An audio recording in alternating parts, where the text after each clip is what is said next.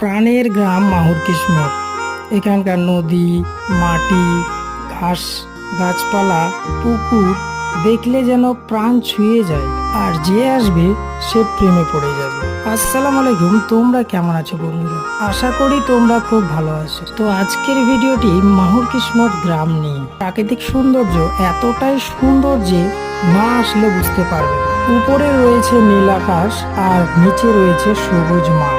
এই দুয়ে মিলে মিশে একাকার হয়ে গেছে। তাই এত সুন্দর, স্নিগ্ধ, শান্ত পরিবেশ ও প্রাকৃতিক সৌন্দর্য উপভোগ করতে চাইলে চলে আসুন আমাদের মাহুর কিসমত গ্রাম।